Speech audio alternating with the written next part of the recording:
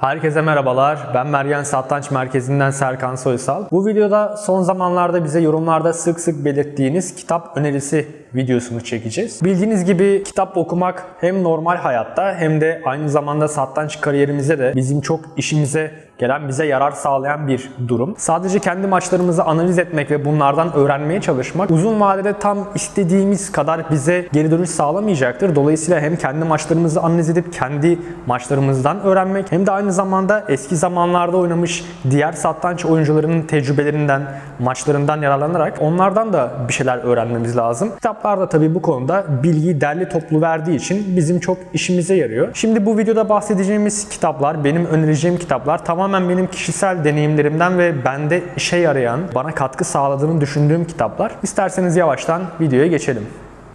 Evet, ilk olarak bahsetmek istediğim kitap Benim Sistemim kitabı. Zaten siz çoğu eski videolarımıza baktığımızda masanın yan tarafında bu kitabı görüyor olmalısınız. Bu kitap genel olarak başlangıç seviyesi diyebileceğimiz bir kitap, ancak iyi bir oyuncu olmak istiyorsanız, sağlam bir temele sahip olmak istiyorsanız kesinlikle okumanız gereken bir kitap. Zaten üst seviyedeki çoğu oyuncuya sorduğunuz zaman bu kitabı okudunuz mu diye 100 kişiden 99'u evet diyecektir ve hatta birçoğu da birden çok kez bitirdiğini söyleyecektir. Ben bir röportajda eski dünya şampiyonlarından Vladimir Kramnik, ki Kramnik'i siz Kasparov'la Kramnik arasında dünya şampiyonluk maçından tanıyor olabilirsiniz. Kasparov'u dünya şampiyonluk maçında yenen bir eski dünya şampiyonu. Kramnik bu kitabı 7 kez bitirdiğini ve hala ara sıra tekrardan bu kitabı okuyup tekrar ettiğini belirtiyor. Yani bu kitap çok önemli. Onun dışında kitaptan bahsetmek gerekirse ne diyebiliriz? Kitabın dili biraz normale göre ağır. Dolayısıyla küçük yaştaki sporcular antrenörleriyle ya da ebeveynleriyle okursa kitaptan biraz daha verim alabilirler. Kitapta genel olarak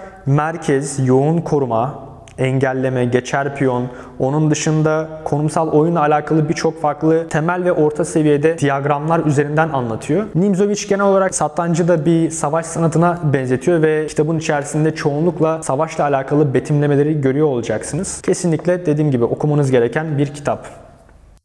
Evet, ikinci olarak bahsetmek istediğim kitabın adı 50 Öğretici Satranç Dersi. Yazarı Steve Giddings ve Türkçe'ye Alper Efe Ataman tarafından Analiz Yayıncılık aracılığıyla çevrilmiş bir kitap. Orta seviyeli oyuncular için olduğunu söyleyebilirim. Kitaptaki farklı stratejileri, aynı kanatlara rok atıldığında, farklı kanatlara rok atıldığında, piyon yapıları ve oyun sonundaki temalarla alakalı farklı konseptleri 50 satranç oyunu aracılığıyla bize aktarıyor. Farklı, benim de beğendiğim birkaç tane aklımda kalan çok güzel maçlar var. Şimdi sizle bir tanesini, özellikle bir anı paylaşmak istiyorum. Evet, yandaki pozisyon çok ünlü bir pozisyon ve çoğu satranç oyuncusu, özellikle üst seviyedeki oyuncular bu maçı bilecektir. Short ile Timman arasında 1991 yılında oynanmış bir maç. Pozisyona baktığımızda tek açık hat olan D hattını beyazlar çok güzel bir şekilde işgal etmiş. Kalelerinden bir tanesi 7. yataya ulaşmış ve siyah şah tarafındaki siyah karelerin de zayıf olduğunu görüyoruz. Ancak bu pozisyonda net bir şekilde henüz bir kazanç yok. Bu pozisyonda isterseniz siz de birazcık düşünün, hem de bir alıştırma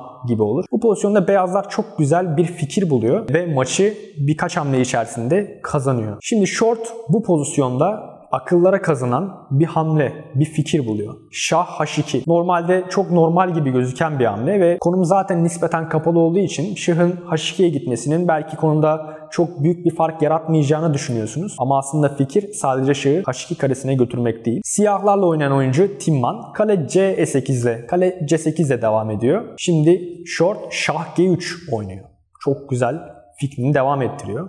Kale C8 ile devam ediyor Timman ve şimdi short şah F4 oynuyor.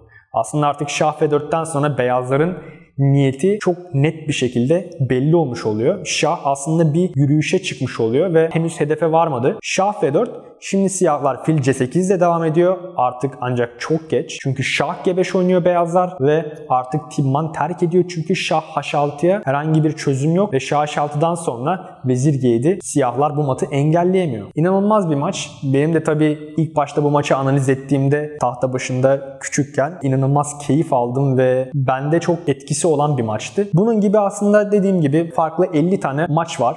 Farklı konseptlerle alakalı. Kesinlikle almanız ve okumanız gereken bir kitap. Evet, şimdi sıradaki kitabımız Oyun Sonlarını Anlamak. Çok önemli bir kitap. Kesinlikle çalışmamız gereken bir kitap. Satranç oyuncuları, özellikle başlangıç seviyesindeki oyuncular sıklıkla oyun sonu çalışmasını aksatıyor. Oyun sonu bilindiği gibi az taşla oynanan finaller, konumlar oluyor ve az taş olduğu için yapılan herhangi bir hata direkt maçın sonucunu etkileyebiliyor. Dolayısıyla o taşları maksimum verimle kullanabilmek, bunları öğrenmek bizim için çok önemli. Oyun Sonlarını Anlamak kitabında 100 tane farklı teorik pozisyon var. Bilmemiz gereken, ezberlememiz gereken pozisyonlar. Yazarı Grandmaster Büyük Usta John'dan çok bilindik bir isim. Yine analiz yayıncılık tarafından Türkçe'ye tercüme edilen bir kitap. Şimdi yine kitaptan bir pozisyon göstermek istiyorum size. Oyun sonuyla alakalı göstermek istediğim bir teknik, omuzlama tekniği. Yan taraftaki pozisyon ilginç bir pozisyon. Siyahların çıhı inanılmaz bir yolculuğa çıkarak tahtanın en köşesine, beyazların alanına kadar gelmiş, H1 karesine. Beyazların çıhı da G3 karesinde. Ancak beyazlar direkt rakibin piyonuna doğru giderse siyahlar da aynı şekilde bizim piyonumuza gelecek ve muhtemelen pozisyon beraberlikle sonuçlanacak. Dolayısıyla beyazlar hemen siyah piyona gitmeden önce ilk başta siyah şahı hala mümkün olduğunca pasif tutmaya çalışıyor ve sonra uygun vaziyette rakibin piyonuna şahla saldırmaya çalışacak. Dolayısıyla burada rakibin şahını omuzlama tekniğinden yararlanarak pasif bırakmaya çalışıyor ve şah G3 oynuyor. Şah G3 hamlesinden sonra siyah şahın gidebileceği tek bir tane kare var. Şah G1.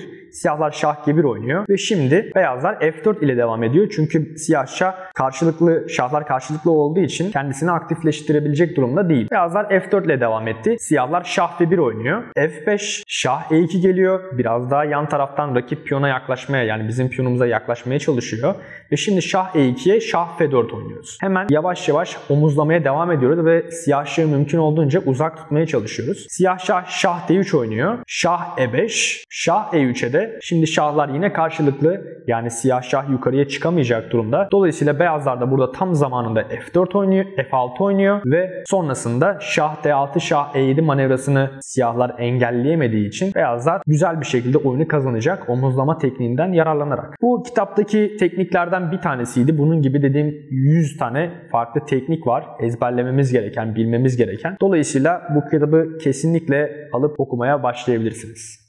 Evet, son olarak bahsetmek istediğim kitabın adı ise Modern Satranç Stratejisinin Sırları. Nimzovich'ten bu yana ilerlemeler. Hatırladığınız gibi ilk olarak Nimzovich'in Benim Sistemim kitabını tavsiye etmiştik. Nimzovich her ne kadar modern satrançta yeni bir takım gelişmeler öne atmış olsa da, satranca kazandırmış olsa da o kitabın yazılmasından itibaren şu anda 100 yıla yakın zaman geçti ve satrançta hala yeni gelişmeler oldu. Dolayısıyla bu Modern Satranç Stratejisinin Sırları ise Nimzovich'ten bu yana ne gibi farklılıkların olduğunu diyagramlar üzerinden, konu başlıkları üzerinden çok güzel bir şekilde açıklıyor. Genel olarak kitap ikiye ayrılıyor.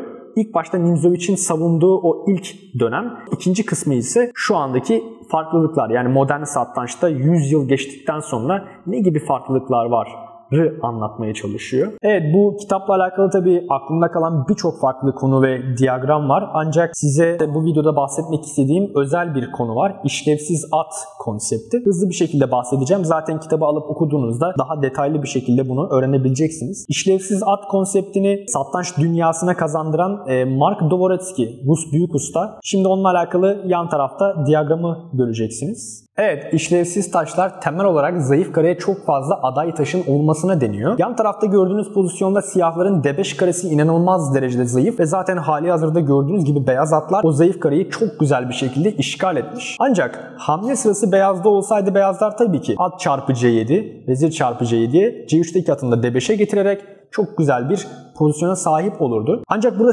hamle sırası siyahta olursa siyahlar D5 karesinde savaşmak yerine bu değişimlerden bazen kaçınabilir ve kaçınması da gerekebilir. Bu pozisyonda hamle sırası siyahta olsaydı at çarpı D5, yani atla atı yemek yerine at E6 hamlesi çok daha iyi bir tercih olurdu. Yani o atları değişmemesi çok daha iyi olurdu. Ve at E6 hamlesinden sonra gördüğünüz gibi D5'teki at evet çok güzel bir vaziyette, ancak C3'teki at tamamen işlevsiz. C3'teki at da aynı şekilde D5'e gitmek istiyor. Ancak birbirlerinin ayaklarına dolanıyorlar ve işlevsiz taş kavramı aslında buradan geliyor. Çok güzel bir konsept. Ben de zaman zaman kendi maçlarımda denk geldiğinde bunları uygulamaya çalışıyorum. Evet, bu videoda bahsettiğim bu 4 tane kitabı okuyup bitirdiğinizde satrancınızda inanılmaz bir ilerleme, kayda değer bir ilerleme göreceksinizdir. Bu 4 tane kitabı aynı anda sipariş verebilir ve günlük çalışmalarınızda eş zamanlı bunları bölerek her bir kitaptan işte 5 sayfa şeklinde 4'ünü birden çalışmayı düşünebilirsiniz. Yani tek bir kitabı alayım, tamamen bitireyim, sonra diğerini alırım. Çok da iyi bir seçenek olmayabilir satrançta. Yani oyun sonuyla alakalı kitaplar var. Açılış, temel stratejiyle alakalı kitaplar var. Satrancımızın her yönünü her gün yavaş yavaş artırmaya çalışalım. Dolayısıyla bu dediğim yöntemi uygulayabilirsiniz, deneyebilirsiniz. Umarım bu video hoşunuza gitmiştir. Bununla alakalı çekmemizi istediğiniz farklı videolar varsa yorumlarda lütfen bize belirtin. Bir sonraki videolarda görüşmek üzere. Kendinize iyi bakın.